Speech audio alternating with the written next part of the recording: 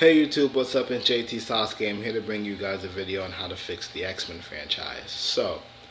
Um, I'm not going to be doing this too often. I have a couple ideas on how to fix the X-Men franchise. Same thing with my Arrow video, and I want to share this with you guys. So here we go. So the first thing that we need to do to fix the X-Men franchise is get rid of Bryan Singer. Bryan Singer is an okay director.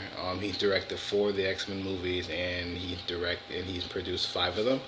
For those of you that don't know, he directed the first X-Men, the second X-Men movie of the original trilogy, so the first 2, and then Days of Future Past and X-Men Apocalypse. So yeah, get rid of Bryan Singer. Bryan Singer's a decent, director, but I mean the first X-Men movie was boring, and X-Men Apocalypse was a slightly bit of a letdown.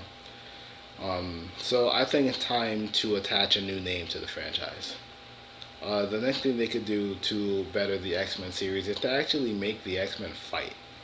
What I mean by that is in X-Men Apocalypse, we didn't really get to see the kids fight that much. And that's something that should not have it shouldn't have happened like that. Like there should have been a huge epic fight scene where all of the kids were showing off their powers. You know what I'm saying? And that didn't happen. What we need to see in these kids actually fighting, because that's what happens in the X-Men. They get into giant battles and they fight people. We don't really see these guys using their potential in this movie. And with us following a new cast going forward, we need to see the potential of these young X-Men characters. Another thing that they need to do is stop hopping up every 10 years. The next 3 X-Men movies need to take place in the 80s. This one take place in 83, have the next one take place in 86, have the next one take place in 88, and the next one take place in 89. You know what I'm saying? Like, stop hopping up in years, because if you keep doing that, these kids are not going to be old enough to portray, their older counterparts. Also, fix, or should I say redo, the Dark Phoenix saga.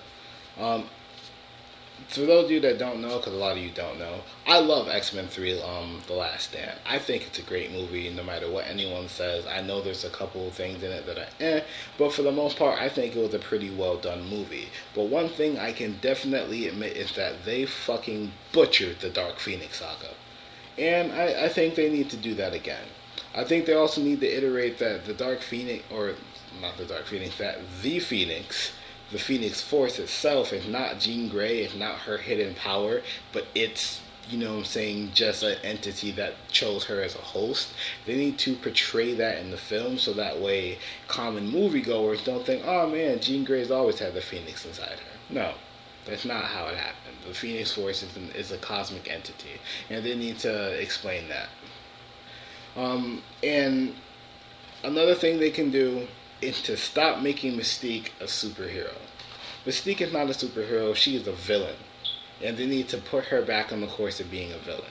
I understand Mystique may not want the world to end or some shit, and so yeah, she's gonna team up with the good guys. But at the end of the day, she needs to be a villain, and I'm tired of seeing Mystique being the main character of these movies, because that's not what she was. She wasn't really a main character. She was more or less hush. He was more or less just like a main character. Sorry about that. She was more or less just like a main character in